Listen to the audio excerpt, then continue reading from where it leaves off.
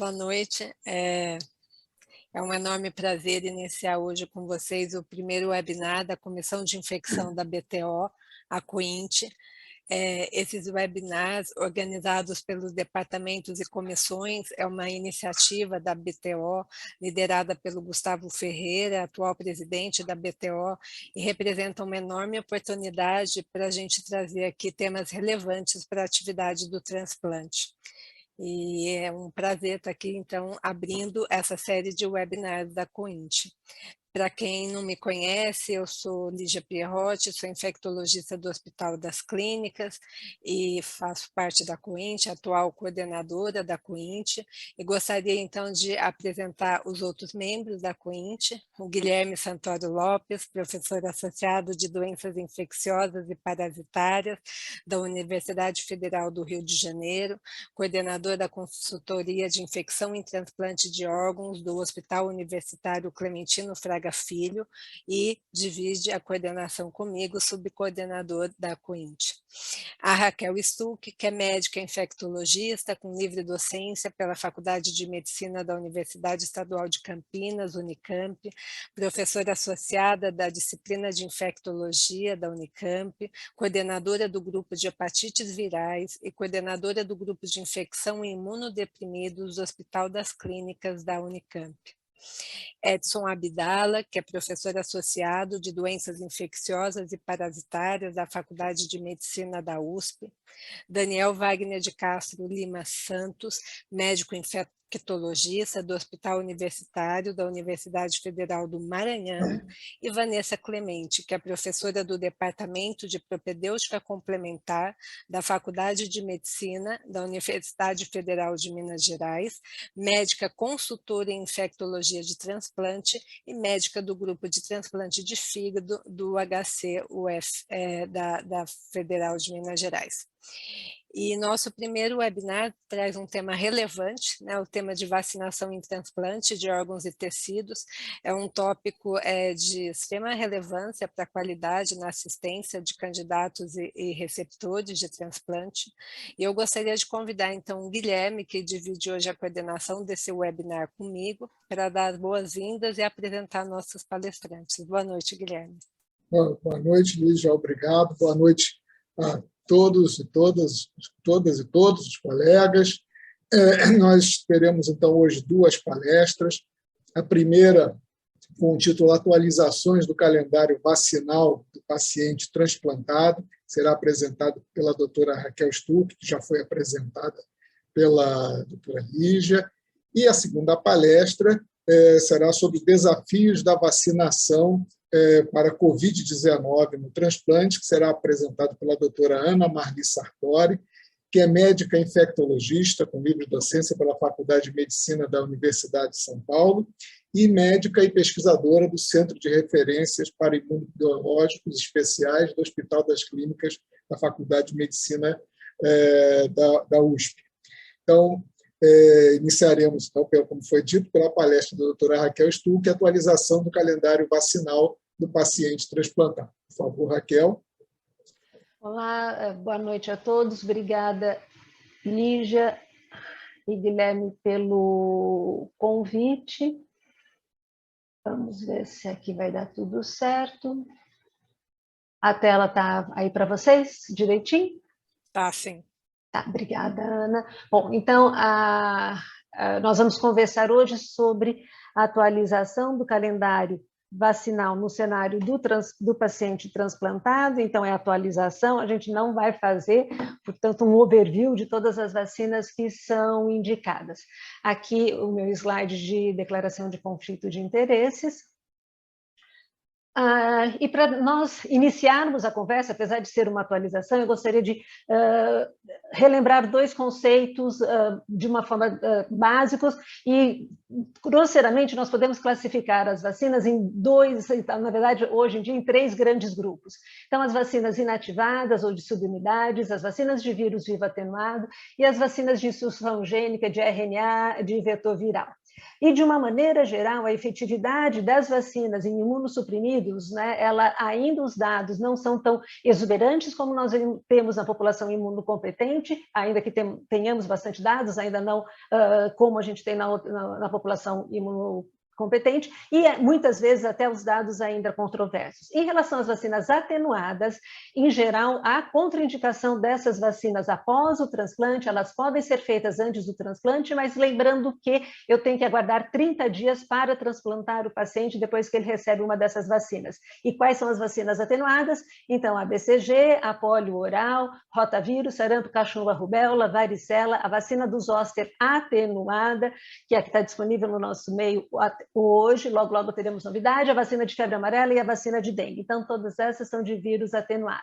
Já as vacinas inativadas de subunidades, instrução gênica, de RNA, são vacinas que são seguras em todo o cenário do transplante, e idealmente devem ser aplicadas 14 dias antes do transplante para aproveitarmos o máximo, né, toda a capacidade, né, imunogênica da vacina. Não há contraindicação de serem feitas após o transplante, e essas vacinas não se relacionam com episódios de rejeição, e as vacinas inativadas que nós temos são a dupla adulto, a tríplice bacteriana do adulto, a polio injetável, hemófilos influenza tipo B, influenza que é da gripe, as vacinas meningocócicas, pneumocócicas, as de hepatite A e B, HPV, raiva, a da Covid e a vacina recombinante contra o herpes zoster também.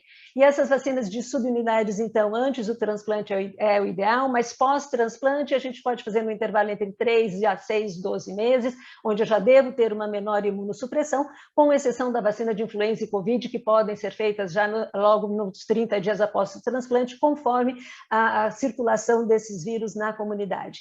E se o paciente estiver tratando o episódio de rejeição, o ideal é aguardar 6 meses também para a vacinação com essas vacinas inativadas, com exceção, mais uma vez, de influenza e da Covid também. Nós temos vários calendários, né, que listam, né, e que nos mostram, vamos dizer, um cardápio das vacinas que devem ser feitas no cenário da imunossupressão do transplante. Aqui é um deles, é do CDC, e nós temos que em vermelho, que seriam as contraindicadas, nós temos aqui 3 vacinas, a de influenza atenuada, que nós não temos no Brasil, tem nos Estados Unidos, a sarampo, cachumba, rubéola e a de varicela. Todas as outras não há nenhuma contraindicação para o paciente imunossuprimido.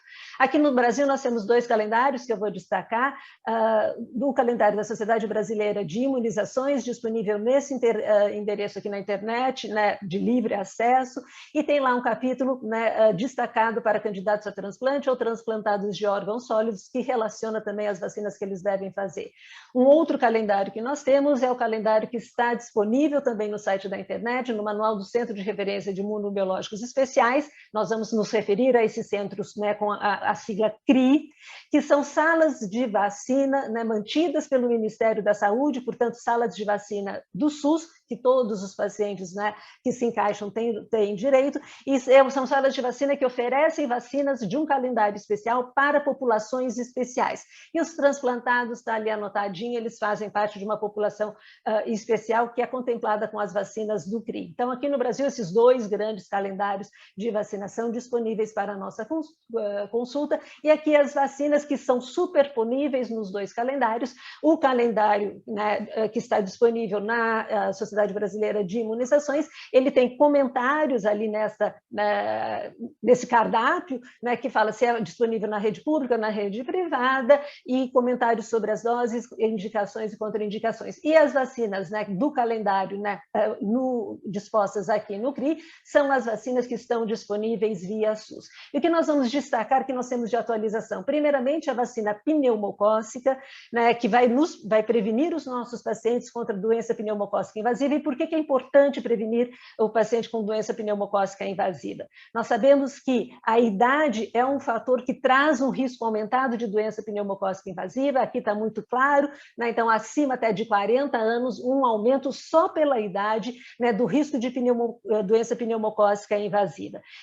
Mas é só a idade que aumenta o risco? Não, nós temos fatores além da idade, né, que aqui é colocado até como acima de 65 anos, como um fator bem maior, né? As doenças crônicas crônicas de uma maneira geral, doença cardíaca, pulmonar, diabetes, doença hepática, doença renal crônica, aumentam o risco independente da imunossupressão, e a imunossupressão também, né, é um fator de risco para a doença pneumocócica invasiva, o que justifica que nós encaminhemos nossos pacientes para a vacinação.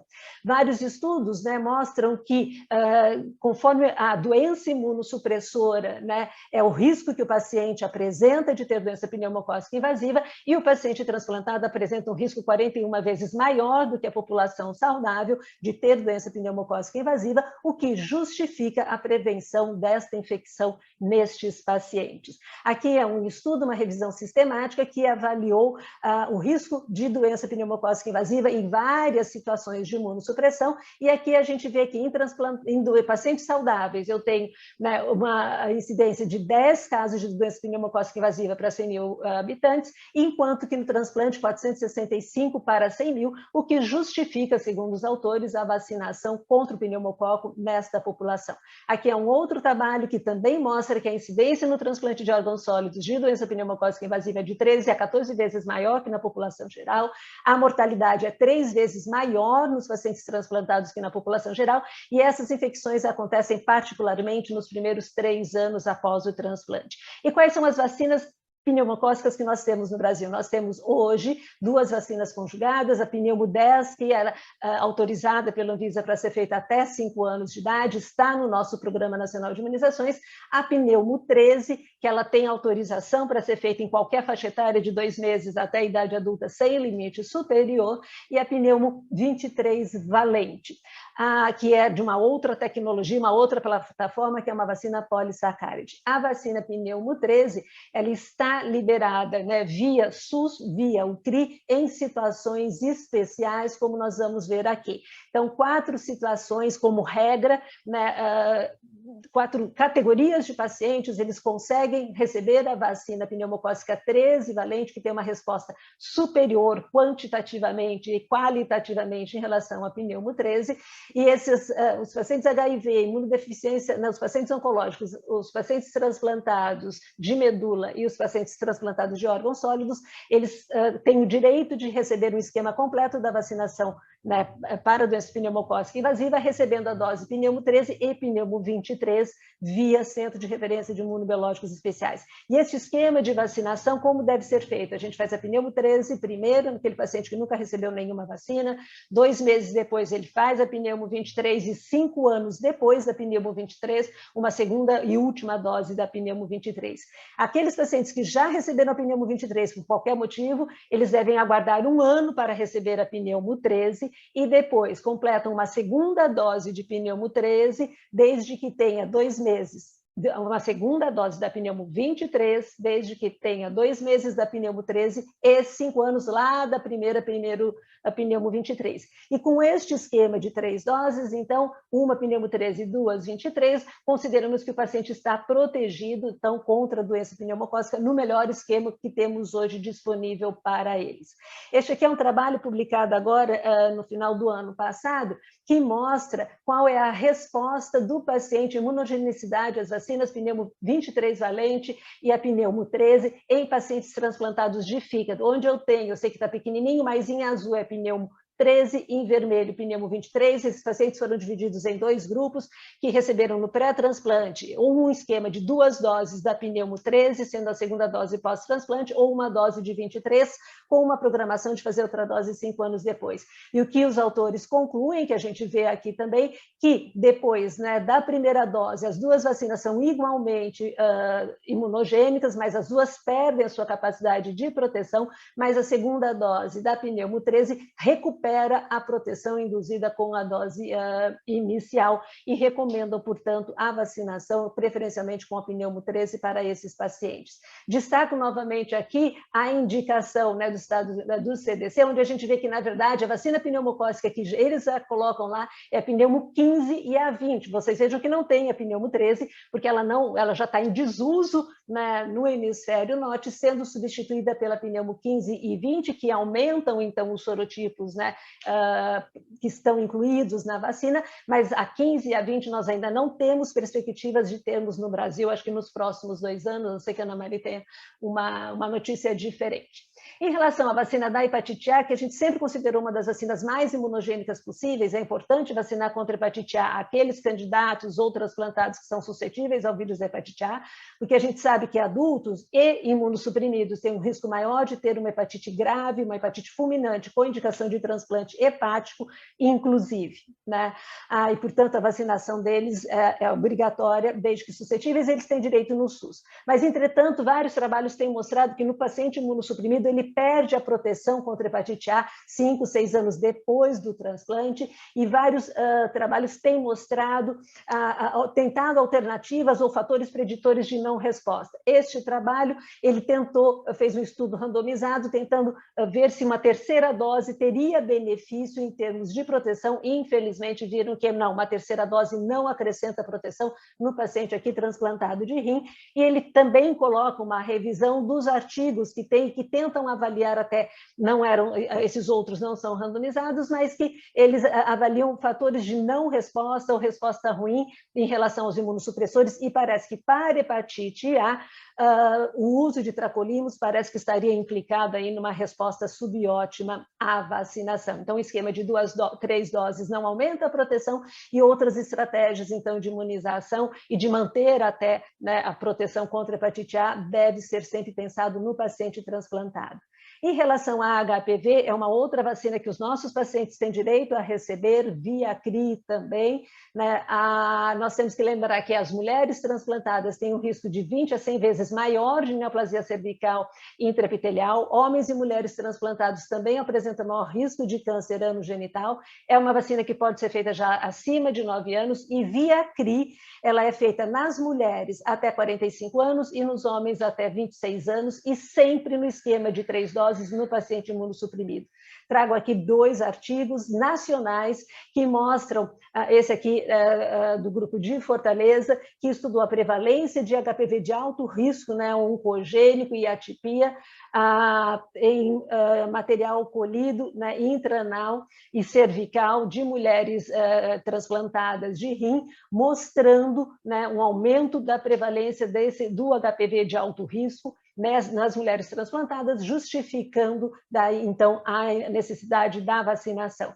Este outro trabalho, liderado aqui pelo grupo da doutora Ana Mali, um trabalho muito elegante, e um trabalho que tem um grupo controle, então 125 mulheres transplantadas de órgãos sólidos, 132 controles, onde foi feito, e mulheres que negavam ter, né, lesão relacionadas ao HPV, onde foi feito coleta de material cervical, identificação também do HPV que foi encontrado, e esse artigo, os pesquisadores Ana Maria demonstrou que a infecção atual com mais HPV, né, mais oncogênico, foi significativamente mais frequente no grupo de transplantados, então de 19,4% nas transplantadas contra 7,9% nas não transplantadas, e que as mulheres transplantadas apresentaram também maior prevalência de lesões cervicais relacionadas ao HPV, justificando a importância da vacinação nesta população. A outra vacina que nós temos de novidade aqui para nós neste ano é a vacina recombinante contra o herpes zoster. Até o momento nós temos uma vacina só comercializada que é atenuada, então os transplantados não podem receber, mas agora junho e julho, uma vacina que já está aprovada pela Anvisa, esta vacina recombinante do herpes zoster vai poder ser feita nos pacientes imunocomprometidos, mas infelizmente neste primeiro momento disponível só na rede privada. E é uma vacina então que estará indicada para imunossuprimido nos adultos acima de 18 anos de idade, e não há contraindicação por ser recombinante em indivíduos imunossuprimidos. Essa acho que é a grande novidade para os nossos pacientes agora neste ano, né?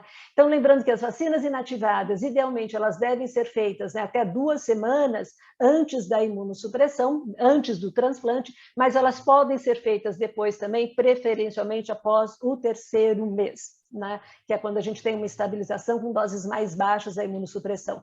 Lembrando que nós estamos agora no país em plena campanha da vacinação contra a gripe e contra o sarampo.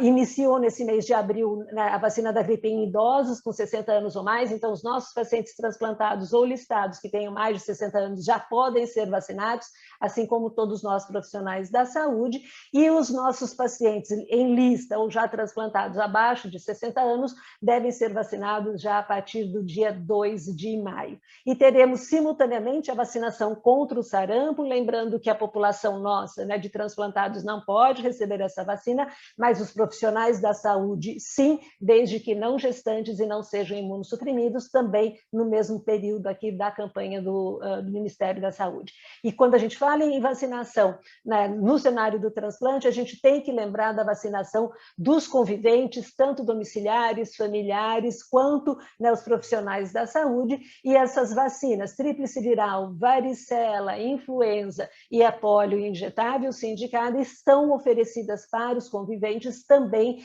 via CRI, é só encaminhar os pacientes, com a lembrança de que os contatos, os conviventes dos pacientes imunossuprimidos, as crianças abaixo de 5 anos, a polio oral está contraindicada e essas crianças devem receber todo o esquema de proteção contra a paralisia infantil com a polio injetável, é só a gente fazer esse encaminhamento para as unidades básicas, né? Então, as recomendações são que a atualização da imunização deve ser feita o mais precocemente possível, preferencialmente antes do transplante. As vacinas atenuadas antes do transplante, né, elas podem ser feitas, sempre avaliar risco-benefício, qual que é o tempo de espera para o transplante do paciente, precisa ser de no mínimo 30 dias. As vacinas atenuadas após o transplante, como regra, são contraindicadas, as inativadas podem ser sempre administradas, e que é extremamente importante a avaliação e atualização da imunização dos profissionais da saúde e dos contatos próximos dos nossos pacientes. O fluxo de encaminhamento via CRI, nós temos mais de 51 CRIs pelo país, né? Normalmente você tem que colocar o encaminhamento, o CID do paciente, pré-transplante, pós-transplante, que órgão que é, se já é imunossuprimido ou não, e solicitando avaliação vacinal, se você não souber qual vacina que deve ser feita, o paciente comparece presencialmente, ou em muitos municípios, esse relatório pode ser encaminhado via UBS para o CRI, o paciente depois, a vacina vai até a UBS pega no CRI, leva e o paciente faz próximo da sua residência. E o que nós temos que lembrar é que, para ter a adesão do paciente à vacinação, é extremamente importante a participação nossa, da equipe de saúde, nessa orientação. Então, se eu tenho um paciente que quer ser vacinado e o médico fala, não, eu tenho dúvida, acho que você não deve, a chance dele se vacinar é de 8%. Se o paciente tem dúvida da vacinação, ele está inseguro e o médico fala, não, é importante, você deve se vacinar. A adesão desse paciente à vacinação é de 70%, e se paciente e médico falam a favor da vacinação, eu tenho 90% de chance do paciente ser vacinado, mostrando o papel importante dos profissionais da saúde, a equipe médica e a equipe de enfermagem que acompanha esses pacientes na indicação da vacinação. Era isso que eu gostaria de mostrar para vocês, nessa atualização, e eu estou à disposição depois para as dúvidas que surgirem. Obrigada. Obrigado, Raquel, excelente palestra, abordou de forma bastante abrangente o assunto. Em tempo recorde, hein, Guilherme? Em tempo recorde. Fiquei impressionado. E daremos, então, seguimento ao nosso programa, chamando, então, a doutora Ana Marli Sartori, que vai apresentar, como já foi falado, desafios da vacinação para a Covid-19 do transplante. Bom, então, obrigada pelo convite. Gente, eu vou tentar seguir o exemplo da Raquel e cumprir o tempo. Então, aqui meus conflitos de interesse, e a gente vai falar, então, um pouquinho de Covid, né? A vacinação nos transplantados, de maneira geral, é muito importante, né? Lembrando que a Covid, que os pacientes transplantados têm maior risco de doença grave e morte por Covid, tanto devido à imunossupressão, mas principalmente devido às comorbidades que acompanham o transplante. E, além disso, eles têm também um período de replicação mais prolongada, levando, então, uma transmissão continuada e a possibilidade da emergência de mutantes virais.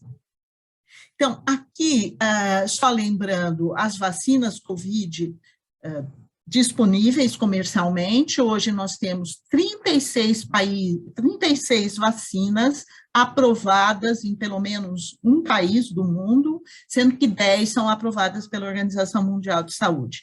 E nós temos, então, vacinas inativadas, são 11 vacinas inativadas, e a gente usa a Coronavac, Nós já temos 14 vacinas de subunidade, temos uma vacina de DNA, que já está comercializada, 6 vacinas de vetores virais, das quais a gente usa a Chadox e a de adenovírus 26, e temos ainda vacinas de RNA, são 3 disponíveis, e a gente tem uma em uso no país, que é a vacina da Pfizer. Então, a gente tem 4 vacinas de 3 plataformas diferentes em uso.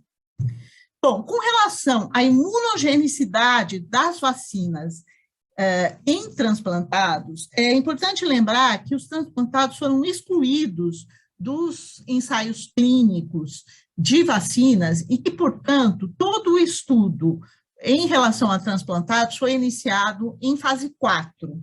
É muito importante, então, a avaliação dessas vacinas nesse grupo, uma vez que nós esperamos uma menor resposta, tanto em termos de resposta imune como de eficácia clínica, além de existirem, então, vacinas com novas plataformas, não antes usadas nessa população, e que precisam ser avaliadas quanto à sua segurança.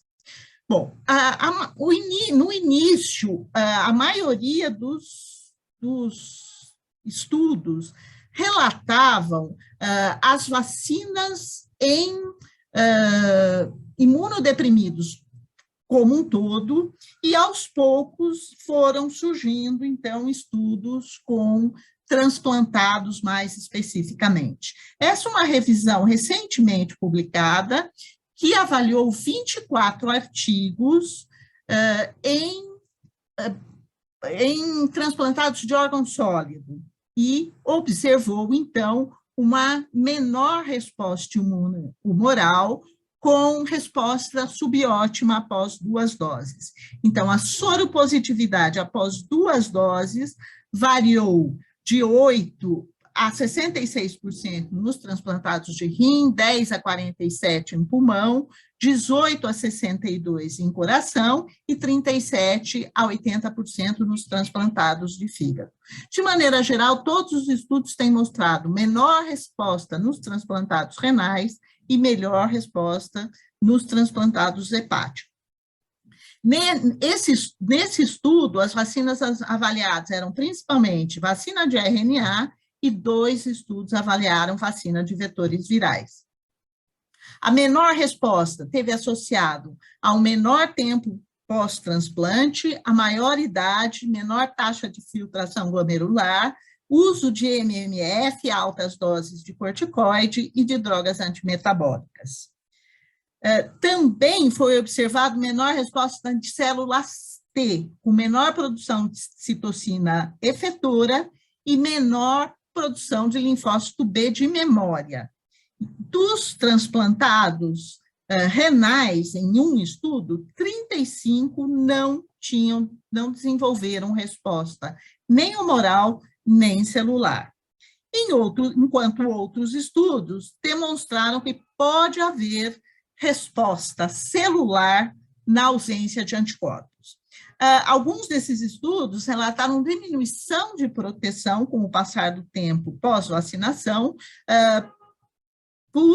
pelos relatos de infecções breakthrough, mas não tem avaliação de persistência de anticorpos.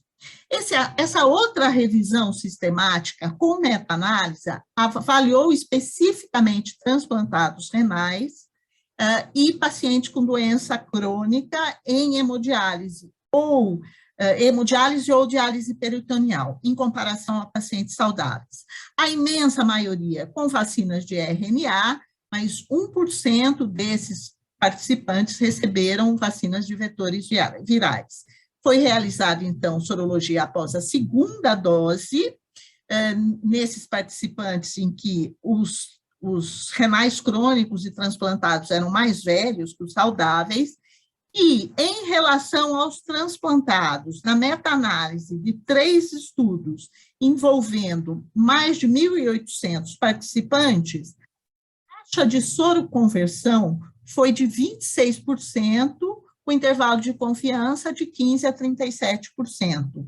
o que levou uma diminuição de resposta em relação aos saudáveis de 80%, variando de menos 62 a menos 99. Então, uma redução importante da proteção, aqui a meta-análise desse estudo, com 26% de proteção, e o maior preditor de não resposta foi o uso de MMF. A maioria dos estudos iniciais avaliavam as vacinas de RNA, que são as vacinas que são usadas nos países desenvolvidos.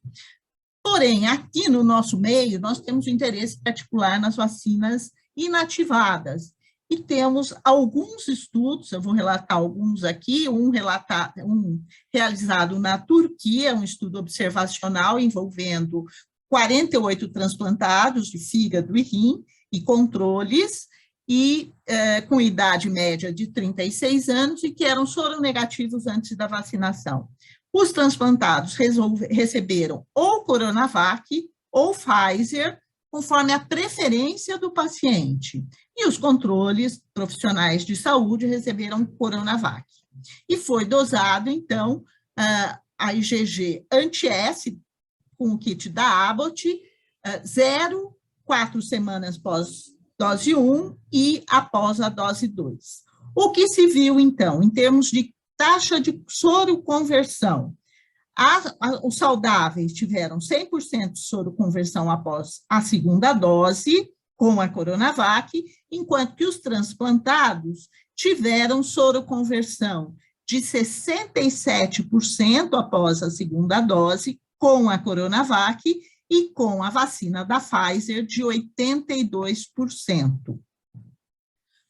Entretanto, essa diferença de soroconversão não foi estatisticamente significativa, mas os títulos de anticorpos após a segunda dose foram significativamente maior com a vacina de RNA em comparação à Coronavac. Interessante notar que, como nos outros pacientes, se observa muito mais eventos adversos após a RNA. Esse é um outro estudo muito interessante, realizado no Uruguai. É um estudo transversal que envolveu todos os centros de transplante renal do país. Então, só para vocês imaginarem, o artigo relata que o Uruguai tem hoje 1.400 transplantados renais, e eles envolveram 245 nesse estudo. Mais de 245 que tomaram Coronavac, mais 39 que tomaram Pfizer. Bom, o que eles observaram, então, é uma taxa de soroconversão baixa com as duas vacinas, um pouco maior com a vacina de RNA, 36%, em comparação com 27,8% da Coronavac, mas essa diferença não foi significativa. Porém, foi estatisticamente significativa a diferença em relação aos controles saudáveis. E aqui, os títulos de anticorpo IgG anti-SARS-CoV com a vacina inativada, com a vacina de RNA nos transplantados renais. Então, os títulos maiores com a vacina de RNA em relação à vacina Coronavac, e nos saudáveis também maior com RNA, mas os títulos mais altos nos saudáveis do que nos renais. Os preditores de menor resposta foram terapia imunossupressora tríplice, maior idade, menor taxa de filtração glomerular e menor tempo de transplante. Nós temos um estudo realizado no Brasil, que é o estudo do Medina, centro único, transplantados renais de 30 a 69 anos, mais de um mês pós-transplante, com 2 doses de Coronavac, e que tiveram um tempo de seguimento. Então, 3.370 receberam a dose 1 e 99% deles receberam a segunda dose. E a coorte de imunogenicidade é composta de 942 participantes que eram soronegativos no baseline. Além disso, ele também fez uma avaliação clínica desses participantes.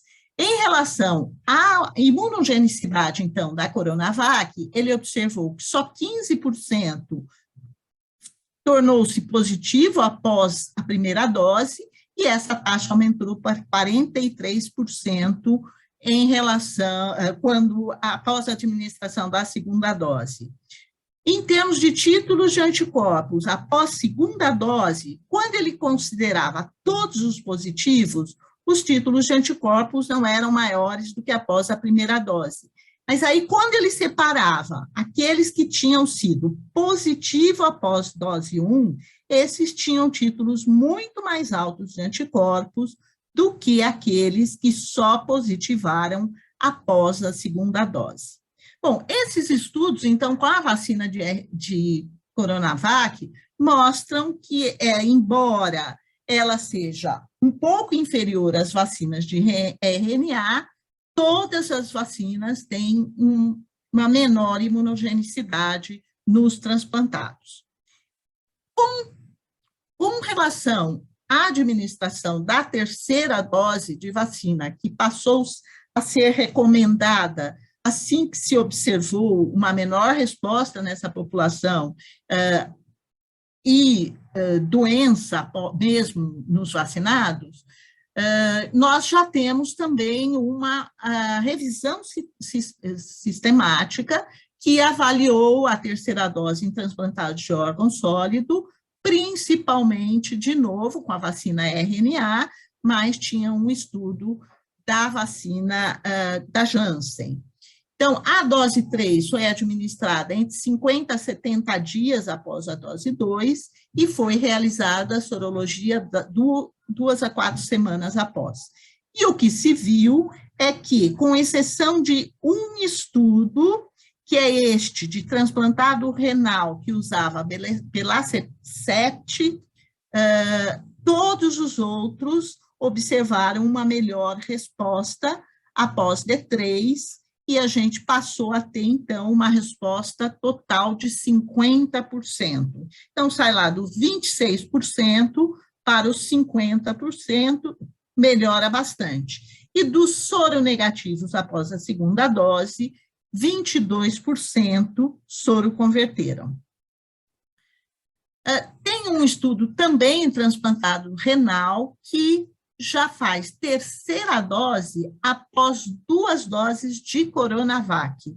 Esse estudo foi feito na Universidade Mahidol, na Tailândia, envolvendo, então, adultos 18 a 59, que já haviam recebido Coronavac e que receberam uma dose de Chadox 1 ou 2 meses depois da segunda dose da Coronavac. Então, são 106 participantes, 31 transplantados renais e também pacientes em hemodiálise, diálise peritoneal e controles.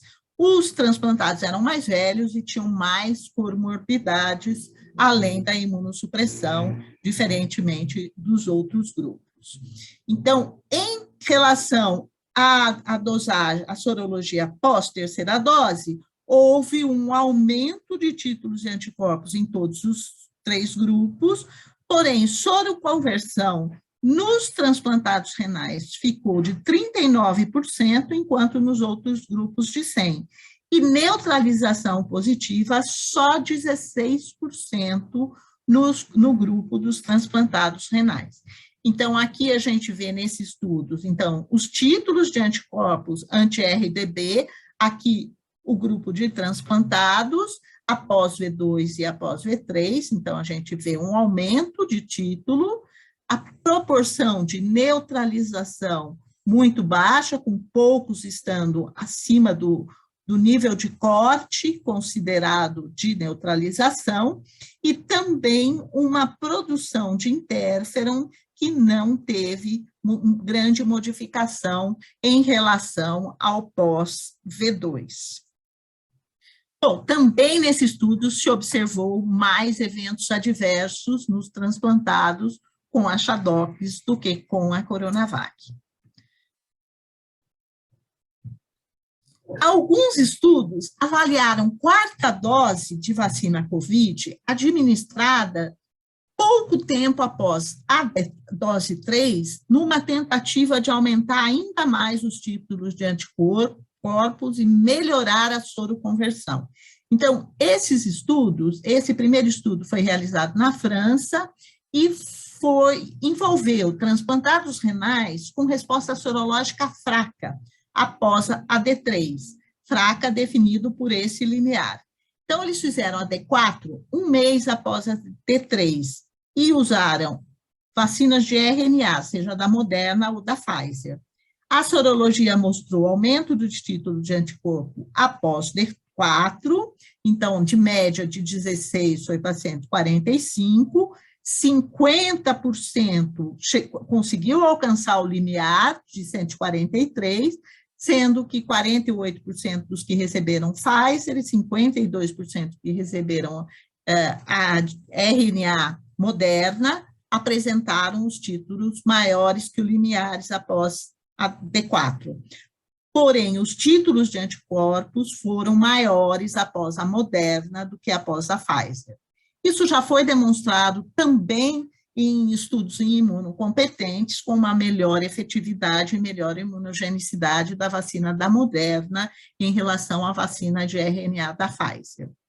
Esse outro estudo de quarta dose, também realizado na França, envolveu 37 transplantados de órgãos sólidos, sendo que 5 tinham resposta fraca e 31 não tinham resposta após a D3. Eles receberam a vacina da Pfizer cerca de 65 dias após a D3. E foi feita, então, a sorologia. Dos soronegativos, 42% soroconverteram, mas aqueles que tinham títulos positivos após a D3, e antes da V4, apresentavam, então, títulos mais altos após V4 do que aqueles que eram negativos antes da V4. E aqui a gente vê também produção de interferon para todos os pacientes, aqueles que eram soronegativos após 4 doses, alguns tinham produção de interferon, e aqueles que eram soropositivos após 4 doses, tinham uma produção de interferon mais alta. Entretanto, como a gente não tem o título de anticorpos protetores, ou seja, a gente não tem um cutoff, não tem correlato de proteção para vacinas COVID, o que importa mesmo são os estudos de efetividade dessas vacinas. Então, nós temos já vários estudos de efetividade, principalmente com as vacinas de RNA, alguns com as vacinas da Janssen e a Chadox, e quase nada com vacina inativada. A imensa maioria realizada em países desenvolvidos e muitos deles misturam várias populações de imunocomprometidos. Porém, transplantados de órgãos sólidos é uma população que é bem definida nesses estudos e está presente na maioria deles. Eles usam diferentes desenhos, caso controle, teste negativo, coortes.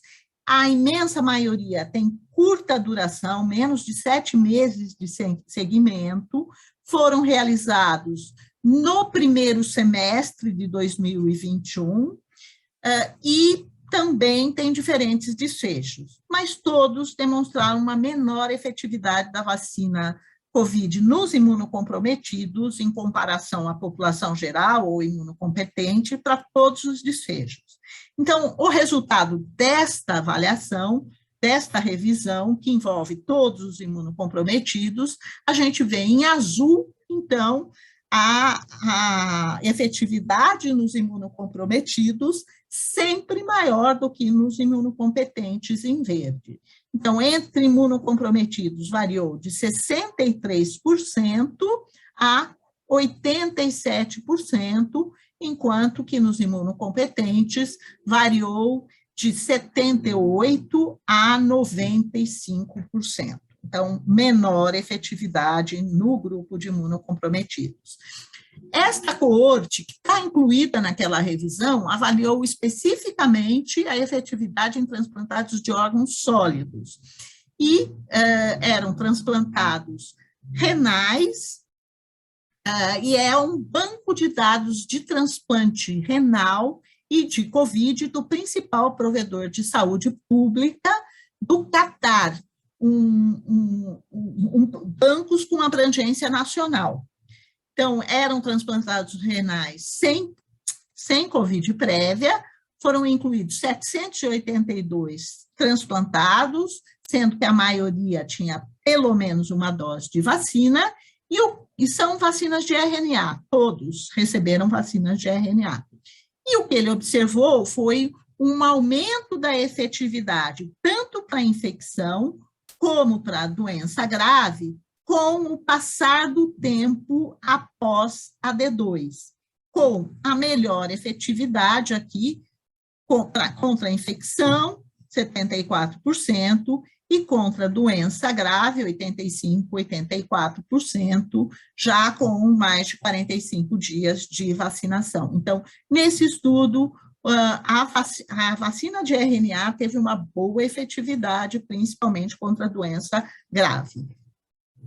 Tem um outro estudo de vacina de RNA em transplantados de órgão sólido, uma coorte da Califórnia, envolvendo mais de 2.000 participantes, sendo que 900 com vacinação completa, 70% deles era a vacina de RNA da Moderna, e 88% com vacinação parcial. E nesse estudo, ele vai estudar a incidência de COVID.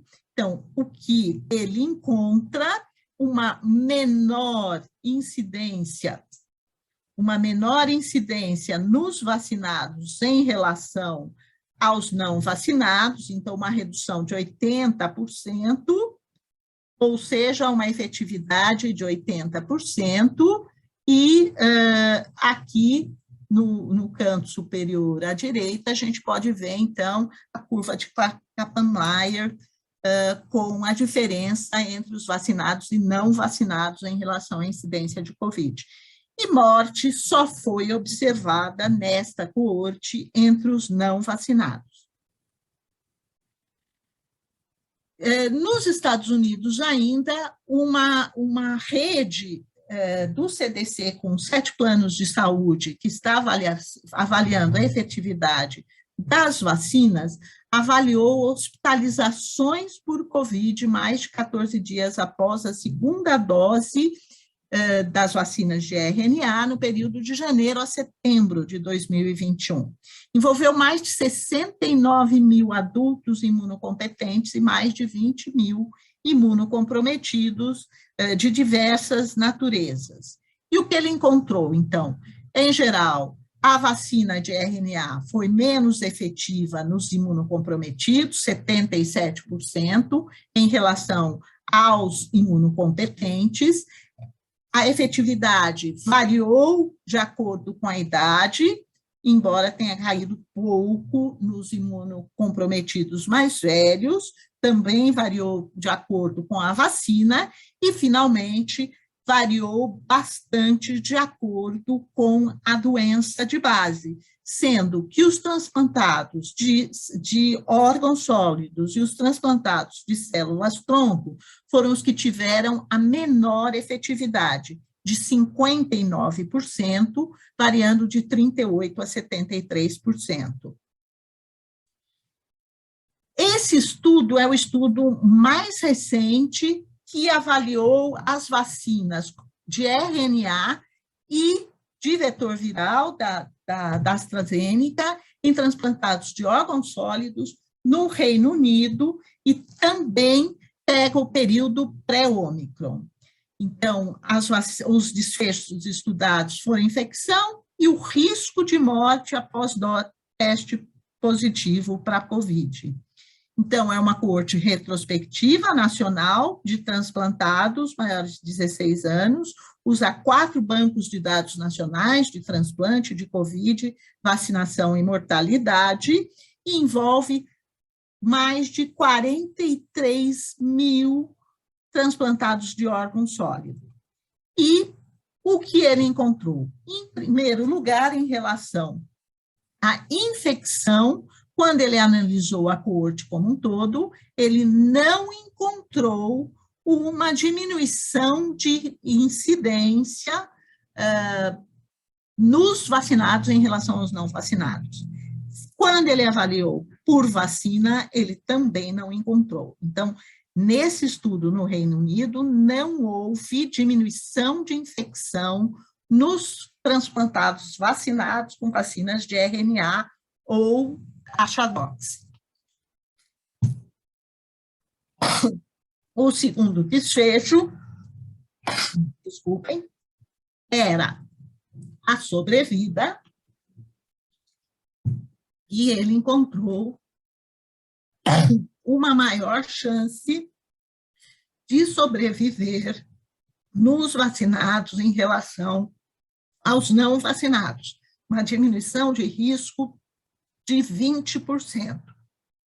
Entretanto, olhem que interessante, quando ele avaliou por vacina, ele encontrou diminuição de risco de morte nos vacinados com Achadox, mas não encontrou diminuição de risco com a vacina da Pfizer, tá?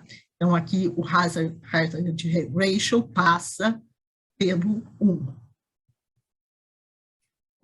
Bom, esse é o estudo aqui do Brasil, do Medina, ele tentou avaliar a incidência dos casos de COVID, então, ele avalia pré-vacinação e pós-vacinação na coorte dele, encontra uma diminuição, entretanto, ele não fez controle pelo número de casos, pela transmissão do COVID no Brasil. E se a gente observar, o primeiro período de ascensão é um período em que havia ascensão da COVID na população como um todo, enquanto que o segundo período, ele já pega um período de queda. Então, o fato dele não ter feito o controle pela transmissão fica bastante difícil de interpretar esse resultado. Entretanto, ele mostrou nos transplantados renais vacinados com Coronavac que a vacinação foi associada à diminuição de mortes nos 28 dias após teste positivo. Então, vejam só, nos transplantados, mortes após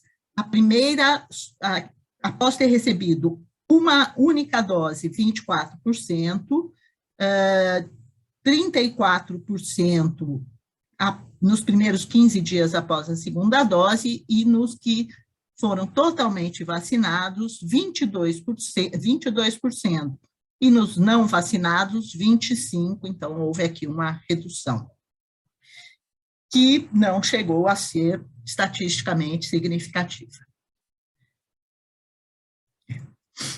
Bom, com relação à efetividade de 2 ou 3 doses de vacina RNA em transplantados de órgão sólido, nós temos esse estudo também no CDC, que é um estudo caso-controle, uma outra rede que envolve o CDC e alguns hospitais, e que avaliou como desfecho hospitalização por COVID. Também é pré-Ômicron e envolveu mais de 10 mil participantes transplantados. Então, aqui, o primeiro grupo é o grupo de transplantados de órgãos sólidos, e o que a gente observa, então, é a efetividade da vacina após 2 doses, cerca de 25%, 26%, e após 3 doses, isso aumentou para 77%. Então, houve um aumento significativo da efetividade da vacina de RNA após a 3ª dose. Aqui, considerando apenas pacientes que tinham hipoxemia, ou seja, doença grave na admissão, o mesmo padrão se manteve. Então, 31% e 84% de efetividade após a terceira dose. Nesse estudo, ele avaliou os desfechos intra-hospitalares dos hospitalizados vacinados com 2 ou 3 doses. Aqui estão misturados. E o que ele observou? Que a vacinação diminuiu o risco de ventilação mecânica, ventilação não invasiva, uso de vasopressores e UTI nos não imunocomprometidos. Porém, não houve redução desses desfechos mais graves nos vacinados, nos transplantados de órgão sólido vacinado. Então, esses estudos, esse estudo do Reino Unido e esse último estudo, essa última coorte americana, trazem um certo desânimo em relação à vacinação nos transplantados. Nós temos uma evidência de uma menor imunogenicidade do esquema primário, de melhor resposta imune após a dose adicional, com resposta em torno de 50%, então, o esquema primário deve ser de 3 doses.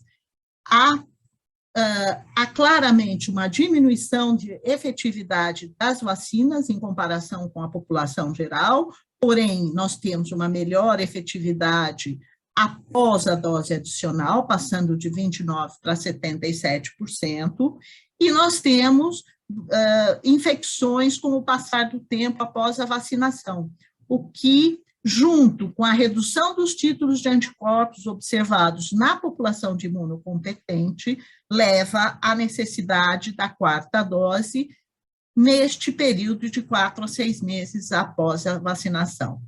Nós temos hoje evidências de que nós temos uma melhor resposta com vacina heteróloga e preferencialmente RNA. Então, esse é um estudo, uma revisão da Organização Mundial de Saúde sobre os esquemas heterólogos, então é população como um todo.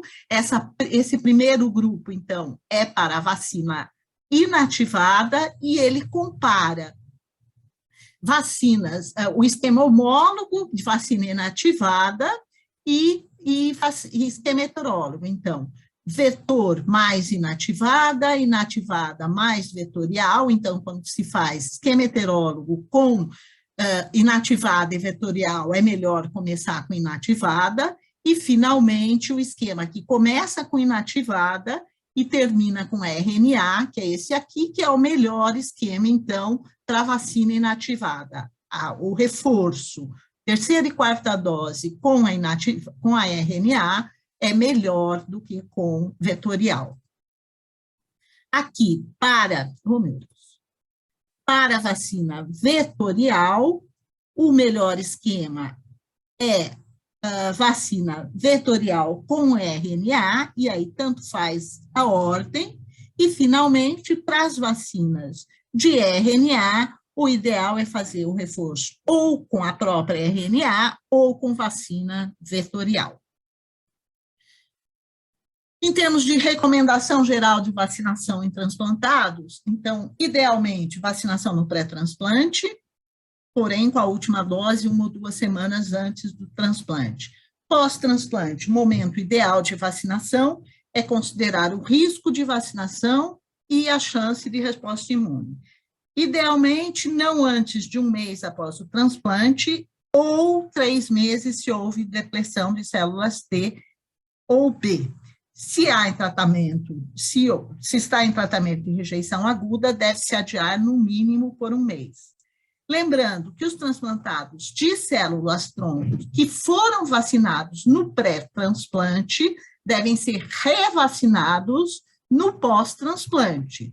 Gente, como com toda outras vacinas, a gente faz tudo de novo. Então, é um esquema de 3 doses que deve ser iniciado no mínimo 1 mês após o transplante, e no caso de células-tronco, preferencialmente após 3 meses, se a situação epidemiológica permitir.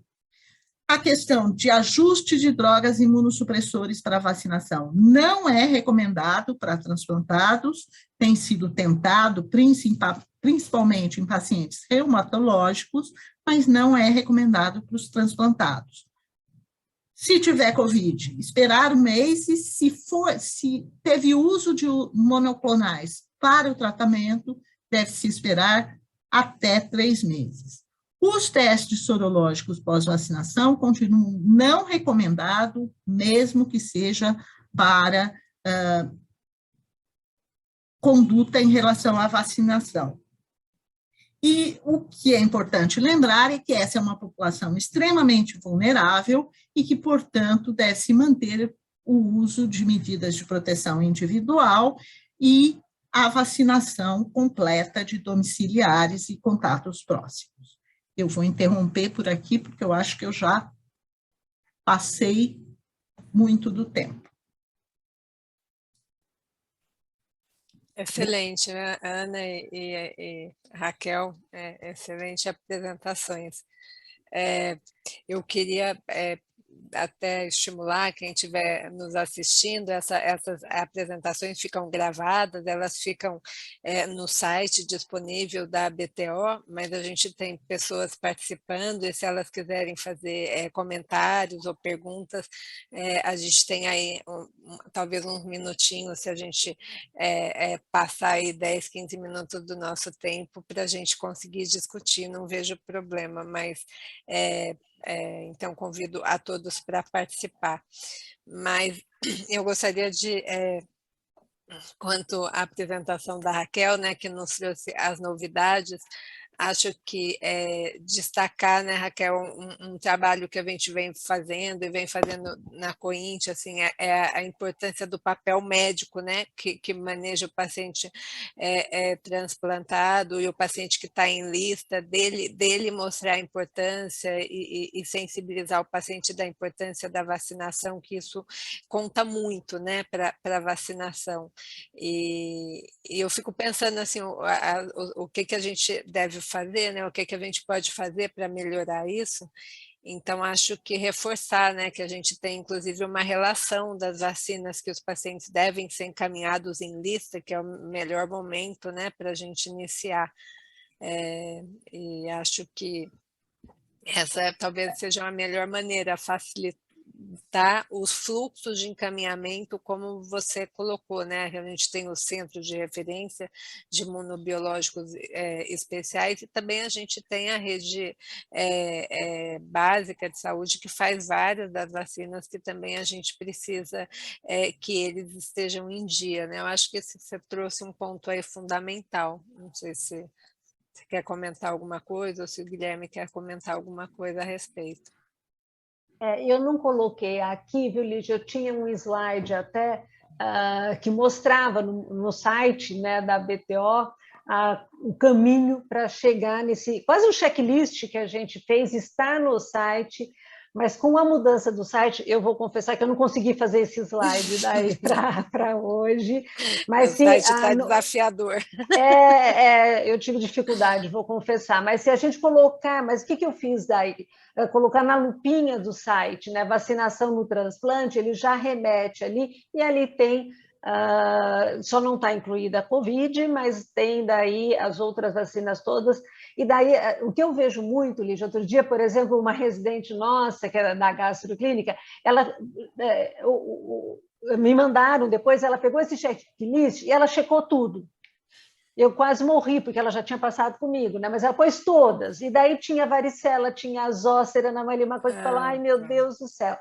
Então, e às vezes, mas eu acho que é difícil mesmo para todas as especialidades saber, é muito detalhamento. Então, talvez até, né, deixar para a sala de vacina, para o CRI, com a informação, se já é imunossuprimido ou não. A gente tem, às vezes, paciente, né, hepatite autoimune, que já toma imunossupressor, então, mesmo antes do transplante, algumas vacinas vai poder fazer. Então, para que atualize a situação vacinal, a gente precisa colocar um CID direitinho, é imunossuprimido ou não, tem uma previsão de lista de transplantar ou não, porque acho que daí se acerta.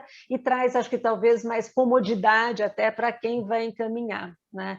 E outra coisa que eu acho que funciona muito, eu não sei qual é a experiência de vocês, é a proximidade com a enfermagem, né? Que faz a pré-consulta e a pós-consulta, tanto do pré quanto do pós, porque a linguagem ali é diferente, o paciente acho que é mais à vontade de conversar até, e até de perguntar as dúvidas, né, a enfermagem consegue checar também, acho que às vezes com mais tempo, aliás, não é porque elas têm mais tempo, mas acho que elas organizam melhor talvez a consulta para conseguir fazer isso e conseguem uma adesão boa também, né? Mas no site realmente tem, puser na lupinha lá, consegue pegar essa lista das vacinas para encaminhar. Né? Tanto, eu acho que é importante também, quer dizer, tanto o paciente quanto a família também, né? Que a gente vê muitas famílias, né? Principalmente com tríplice viral, que tem uma dose só, que varicela nunca tomou e nunca teve a doença, é um momento de atualização. Né? Nós temos, eu queria chamar a atenção essa questão da enfermagem, né? A gente está tendo uma experiência muito boa no CRI, e nos grupos de imunocomprometidos de maneira geral, e particularmente em alguns transplantes, com encaminhamento da enfermagem. Quer dizer, é importante o médico lembrar da atualização de vacina, mas quem fica mais em cima para ver se está atualizado é sempre a enfermagem. Então, essa proximidade com a enfermagem, para a gente, tem sido essencial. Nós temos algumas perguntas encaminhadas pela assistência. Vou começar aqui por uma pergunta encaminhada por Nayane Piauí Lino. Se após infecções graves, tipo citomegalovirose invasiva, quanto tempo esperar para vacinar? Poxa, uma boa pergunta, hein? Eu esperaria pelo menos depois, assim, né, você já estabeleceu critérios de suspensão de tratamento, né? Eu esperaria até mais 2, 4 semanas, mas talvez para esperar até ver se não tem nenhuma reativação, se a doença continua controlada, né? Normalmente você vai ter que ter um reajuste da imunossupressão para daí recomeçar, né, ou completar a vacinação. Na maior parte delas a gente não vai ter uma urgência em fazer, a gente pode fazer no melhor momento possível da resposta, né, do que se espera da resposta imunológica no pós-transplante. Ana, o que você acha? Eu acho que depende da situação epidemiológica, né? Então, acho que depende da vacina e da situação epidemiológica. Então, acho que vamos separar COVID e influenza, que eu faria em qualquer momento, se tiver numa situação complicada, principalmente. Covid, por exemplo, como na situação que a gente está agora, que está um pouco mais tranquilo, dá para esperar um pouco mais, mas acho que depende, essas duas dependem muito da situação que você está. E eu não daria muita importância para o que está acontecendo, né? Agora, para as outras, com certeza, esperar o paciente estar estável, né? Concordo. Nós temos uma outra pergunta encaminhada por Bill Bassetti, não é sobre vacina, mas sobre o uso de anticorpos monoclonais, e ele pergunta se esse novo produto lançado pela AstraZeneca vai ter uma indicação formal para todos ou somente para pacientes submetidos a transplante de células hematopoéticas. A gente pode dar um spoiler, né, da nossa próxima encontro, esse será o próximo assunto do webinar da COINT, mas a gente gostaria muito, né, que tivesse essa disponibilidade para os pacientes susceptíveis. Certamente os pacientes transplantados são os pacientes susceptíveis, né, já aproveitando a conexão para falar da vacina de Covid com a Ana Marli, assim, os estudos de efetividade com 3 drogas estão começando, né, Ana? Mas, assim, a gente vê claramente que ainda tem uma resposta aquém comparada à população geral. A gente viveu isso na Ômicron no Brasil, tá certo que boa parte dos nossos pacientes não tinham tido a chance cronológica de ter a 3ª dose, mas mesmo o paciente com 3 doses, com 4 graves, a gente assim, teve realmente um número expressivo.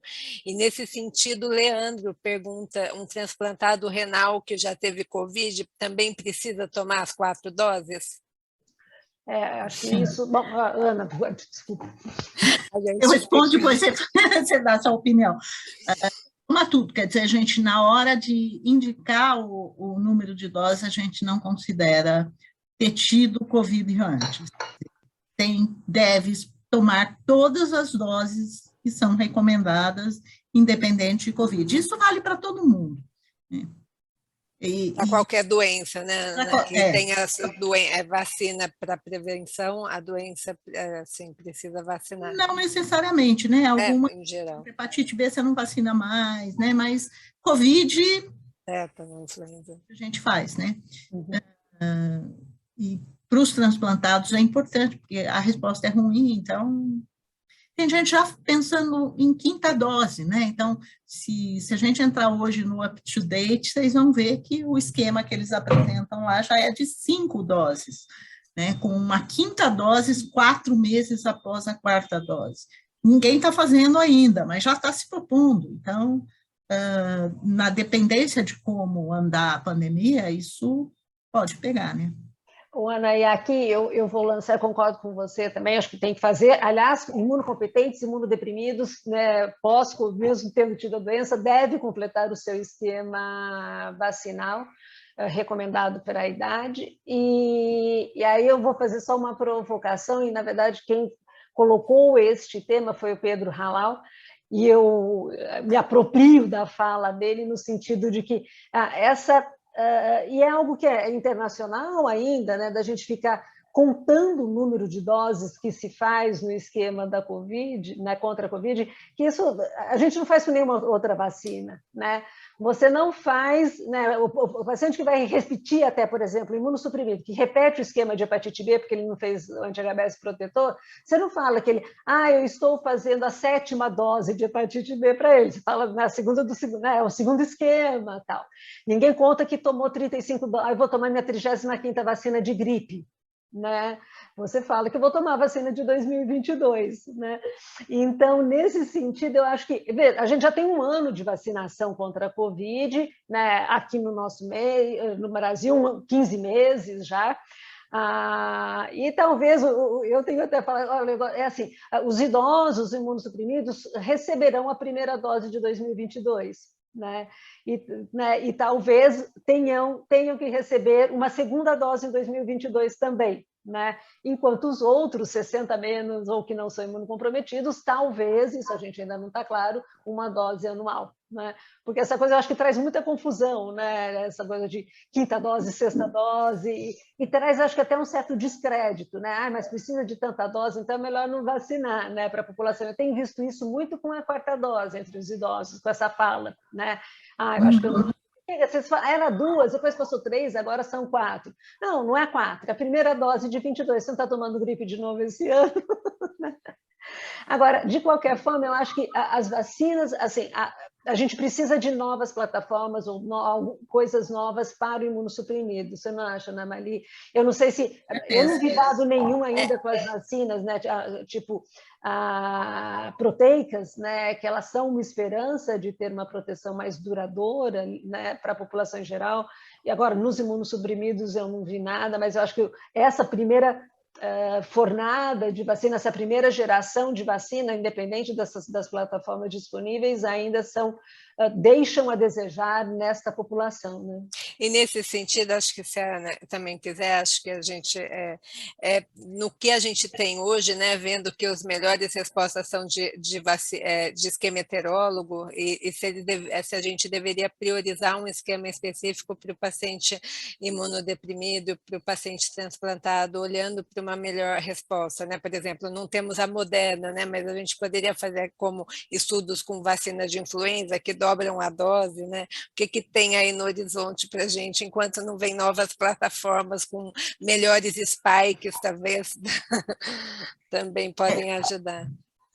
Eu acho que está difícil, acho que a gente realmente precisa de novas vacinas, né? Agora, eu acho que o que dá para fazer, né? Eu acho que a gente tem que pensar, assim, pensando na nossa população que recebeu, na imensa maioria, Coronavac ou AstraZeneca como esquema primário, né? Acho que fazer o máximo possível para priorizar esquema com RNA, vacina de RNA, para a população imunocomprometida. Isso é uma orientação que a gente não vem recebendo, quer dizer, o que está acontecendo é distribui-se vacina igualmente para todo mundo e vacina-se com o que tem. Essa pode ter sido uma estratégia boa no início. Vamos começar com o que tem, é o que dá neste momento. Só que agora a gente já tem mais conhecimento de vacina e a gente já tem um maior controle sobre o estoque de vacina. Então, isso não faz mais sentido. Eu acho que é o momento de, sim, começar a definir que imunocomprometido deve receber vacina de RNA enquanto a terceira ou quarta dose. E, claro, inclusive aqueles que vão iniciar agora. A gente tem gente que não tomou vacina ainda.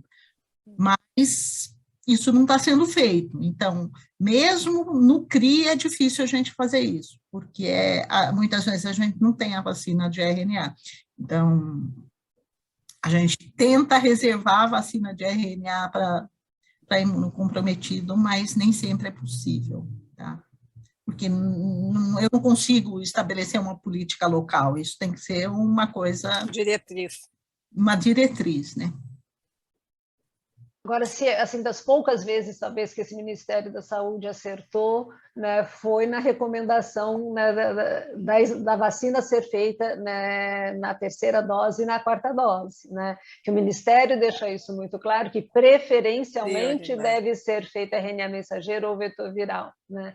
O estado de São Paulo e algum outro estado foi mais teimoso e insistiu na vacina inativada. Tem a questão de disponibilidade de vacina, né, Raquel? Uhum. Mas eu acho que daí, como você falou mesmo, né, Ana? Quer dizer, uma questão de uma diretriz também, né, de você poder, quer dizer, faz adolescente jovem, faz, né, a inativada, que deve ser, né, fantástica para essa idade, né, e deixa... Reserva RNA para reserva, né? Para o imunocomprometido. Uhum. E, assim, não adianta você dizer, olha, faz terceira e quarta dose preferencialmente com vacina de RNA, se de vez em quando falta. Uhum. Então, não é que nem... Faltar vacina é terrível, então, não tem faltado todas, mas tem época que a gente não tem. Uhum. Né?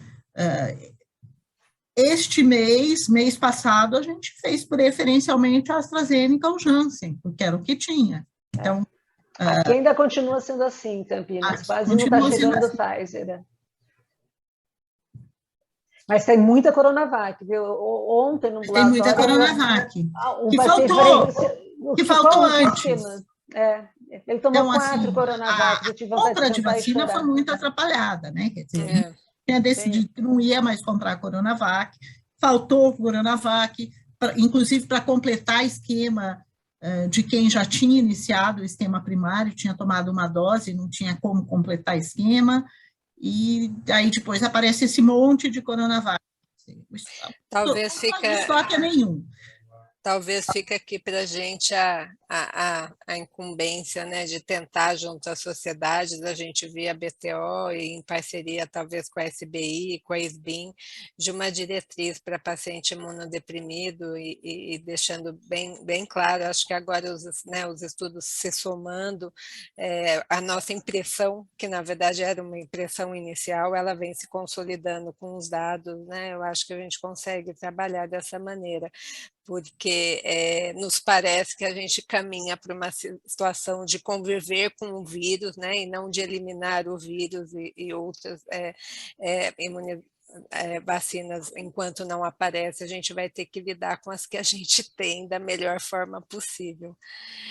São 20h50, a gente já passou um pouco, mas eu acho também essa discussão muito pertinente, porque, de novo, é um webinar que fica gravado e a gente tem acesso dos associados e realmente é um tema muito importante. Agradecer demais a participação dos nossos palestrantes, da Raquel e da Ana Maria, excelentes apresentações, a minha coordenação aqui junto juntamente com o Dr. Guilherme, agradecer a presença do Guilherme, agradecer a presença de todos os participantes que ficaram com a gente até agora, e agradecer a BTO por esse espaço, né, e por essa iniciativa que realmente é bastante importante para a gente discutir temas tão relevantes para a área do transplante. Agradecer a Natália pelo suporte. Muito obrigada, boa noite a todos.